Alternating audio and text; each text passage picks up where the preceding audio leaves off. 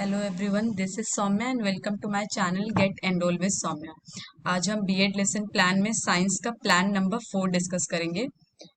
तो स्टार्ट करते हैं। हमेशा की तरह आपको दिनांक, विषय, प्रकरण, कक्षा, चक्र, अवधि ये सब लिखना है। प्रकरण मतलब आपको जो चैप्टर पढ़ाना है उसका नेम मेंशन करना है। अवधि मीन्स जितने टाइम का आपका जितने मिनट्स का आपका पीरियड होगा वो मेंशन करना है। चक्र मीन्स जो पीरियड आप पढ़ाने के लिए सेलेक्ट कर रहे हैं वो पीरियड नंबर मेंशन करना है। सबसे पहले हम समान उद्देश्य लिखते हैं। समान उद्देश्य आपके विषय से संबंधित होने चाहिए। जैसे यहाँ विज्ञान विषय है तो हमने विज्ञान से संबंधित समान उद्देश्य बताया है। बच्चों में विज्ञान विषय की प्रति रुचि जागृत करना, छात्रों में तर्क शक्ति का विकास करना, छात्रों में वैज्ञानिक दृष्टिकोण का विकास करना, छात्रों की कल्पना शक्ति का विकास करना, छात्रों को विज्ञान के अनुप्रयोगों के बारे में बताना। अब विशिष्ट उद्देश्य आप प्रकरण से रिलेटेड लिखते हैं। समान उद्देश्य आपका विषय से संबंधित है, विशिष्ट उद्देश्य आपका प्रकरण से संबंधित है। सबसे पहले आप ज्ञानात्मक में देखिए, छात्र चुंबक के बारे में जान सकेंगे। आगे बढ़ते हैं। बोधात्मक में लिखा गया है छात्र चुंबक के गुणों को जान सकेंगे। विश्लेषणात्मक में कहा गया है छात्र चुंबक के प्रकारों से अवगत हो सकेंगे। संश्लेषणात्मक छात्र चुंबक के ज्ञान से संबंधित निष्कर्ष निकाल सकेंगे। क्रियात्मक छात्र दैनिक जीवन में चुंबक के प्रयोग से परिचित हो सकेंगे। सहायक सामग्री मतलब वो सामग्री जो आपने पढ़ाने के दौरान यूज की है, जैसे चौक, डस्टर, चार्ट, श्यामपट्ट इत्यादि। पूर्व ज्ञान, आप अपना प्रकरण पढ़ाने से पहले पूर्व ज्ञान जरूर लिखते हैं कि बच्चों को इस टॉपिक से रिलेटेड थोड़ा बहुत बेसिक नॉलेज है। जैसे हमने यहाँ पर लिखा है छात्र चुंबक से संबंधित सामान्य जानकारी रखते हैं। सामान्य जानकारी वो रखेंगे और बाकी जानकारी हम प्रकरण पढ़ाकर उन्हें अवगत कराएंगे। फिर प्रस्तावना प्रश्न। प्रस्तावना मतलब होता है इंट्रोडक्टरी क्वेश्चंस। चैप्टर को पढ़ाने से पहले कुछ ऐसे क्वेश्चन करना जिससे लास्ट में आपका समस्यात्मक प्रश्न हो जाए। समस्यात्मक मतलब जिस चीज का बच्चा जवाब थोड़ा ना दे पाए। जब वो नहीं दे पाएगा वहीं से आप उद्देश्य कथन में अपने प्रकरण का नाम डालेंगे और चैप्टर स्टार्ट कर देंगे। तो पहले आपकी क्रिया डिस्कस की गई है जो कि है छात्राध्यापिका क्रिया, मतलब टीचर प्यूपिल का क्या एक्टिविटी रही। तो उसने क्वेश्चन किया या आपने क्वेश्चन किया आपको कमरे में क्या क्या दिखाई पड़ता है। छात्र रिस्पॉन्स देगा दीवार, खिड़की, दरवाजे इत्यादि दिखाई पड़ते हैं। खिड़की व दरवाजे किस किस चीजों से बनते हैं। खिड़की दरवाजे लोहे व लकड़ी से बनते हैं। लोहा किसके द्वारा आकर्षित होता है।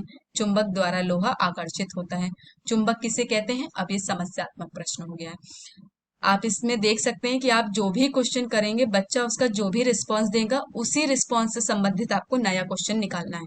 जैसे यहाँ दीवार, खिड़की, दरवाजे इत्यादि दिखाई पड़ते हैं तो अब आप खिड़की या दरवाजे से ही क्वेश्चन बना डालिए कि किस किस चीज से बनते हैं। जब उसने बोला लकड़ी या लोहे से बनते हैं तो फिर आप नेक्स्ट क्वेश्चन इसी आंसर से बनाइए, लोहा किसके द्वारा आकर्षित होता है। अब समस्यात्मक प्रश्न के बाद आप उद्देश्य कथन बोलेंगे कि छात्रों आज हम सब चुंबक पर विस्तार पूर्वक अध्ययन करेंगे। ऐसा कहते हुए आपको अपना प्रकरण स्टार्ट करना है। प्रस्तुतिकरण। प्रस्तुतिकरण मतलब प्रेजेंटेशन बताया गया है। शिक्षण बिंदु कि आपने कौन सा टॉपिक सिलेक्ट किया, मतलब हेडिंग। छात्राध्यापिका क्रिया मतलब टीचर प्यूपिल की एक्टिविटी जो कि आप हैं। छात्र प्रतिक्रिया मतलब छात्र क्या रिस्पॉन्स करेंगे, बच्चे क्या रिस्पॉन्स देंगे। शिक्षण विधि मतलब कौन सी विधि यूज की गई है इस शिक्षण में। और लास्ट में आप शामपट्ट कार्य करेंगे जिसमें आपको शॉर्ट में छोटे छोटे तरीके में आपको अपना शामपट्ट कार्य दिखाना होगा। जैसे पहला शिक्षण बिंदु है चुंबक, तो आप पहले किसी भी शिक्षण बिंदु को पढ़ाने से पहले एक या दो क्वेश्चन जरूर डालते हैं। तो पहला क्वेश्चन है ये क्या है, छात्राध्यापिका द्वारा चुंबक दिखाते हुए। तो बच्चा जवाब देगा ये चुंबक है। चुंबक किस धातु को आकर्षित करता है। चुंबक लोहे की धातु को आकर्षित करता है। अब ये विधि हो गई आपके प्रश्नीकरण, क्योंकि प्रश्न आपने पूछा है और बच्चा आपको रिस्पॉन्स दे रहा है। स्पष्टीकरण पे आते हैं। चुंबक एक ऐसा पदार्थ है जो लोहे की वस्तुओं को अपनी ओर आकर्षित करता है। सर्वप्रथम चुंबक की खोज मैग्नीशियम नामक स्थान पर हुई, अतः इसे मैग्नेटाइट के नाम से भी जाना जाता है। चुंबक के दो ध्रुव होते हैं, उत्तरी व दक्षिणी। अब इस पे बच्चे का क्या प्रतिक्रिया होगी वो ध्यानपूर्वक आपकी बातों को सुनेंगे। विधि कौन सी हो गई, व्याख्यान, क्योंकि आप व्याख्या करके बच्चों को समझाने की कोशिश कर रहे हैं। अब शामपट्ट कार्य में आपने देखिए बिल्कुल शॉर्ट समरी डाल दी कि चुंबक आकर्षित करता है किसे, लोहा को। चुंबक के दो ध्रुव उत्तरी दक्षिणी। आगे बढ़ते हैं दूसरे शिक्षण बिंदु मतलब नेक्स्ट हेडिंग पे आते हैं, जो कि है चुंबक के प्रकार। क्वेश्चन आप फिर से करेंगे, चुंबक को लोहे की धातु के पास रखने से क्या होगा? चुंबक को लोहे के पास रखने से आकर्षित होगा। चुंबक को लकड़ी के पास रखने से क्या होगा? चुंबक को लकड़ी के पास रखने से कुछ भी नहीं होगा। विधि कौन सी है? प्रश्नीकरण, क्योंकि आप प्रश्न कर रहे हैं। आगे बढ़ते हैं, स्पष्टीकरण में आप कह रहे हैं चुंबक मुख्यतः दो प्रकार के होते हैं, प्राकृतिक, कृत्रिम। प्राकृतिक में स्वतंत्र रूप से पाए जाने वाले चुंबक को प्राकृतिक चुंबक कहते हैं। इन्हें इच्छानुसार आकृति नहीं दी जा सकती। कृत्रिम में आपने बोला यह मानव द्वारा निर्मित चुंबक है। इन्हें अपनी आवश्यकता अनुसार विभिन्न आकृति का तथा शक्तिशाली बनाया जा सकता है। कृत्रिम चुंबकों के नाम इनके आकृति के आधार पर हैं। नाल, दंड, चुंबकीय सुई, चुंबकीय कपास। तो सबसे पहले नाल चुंबक बताया गया, यह अंग्रेजी के अक्षर यू के आकार का होता है। दंड चुंबक बताया गया, यह आयताकार और बेलनाकार होता है। चुंबकीय सुई पे बताया गया, सुई के आकार का होने के कारण इसका यह नाम है। यह अपने मध्य बिंदु पर एक नुकीली कील पर टिकी रहती है। इसका उत्तरी सिरा उत्तरी ध्रुव व दक्षिणी सिरा दक्षिणी ध्रुव कहलाता है। चुंबकीय कंपास में आपने लिखा यह एक छोटी चुंबकीय सुई है जो कि एक डिबिया में बंद रहती है।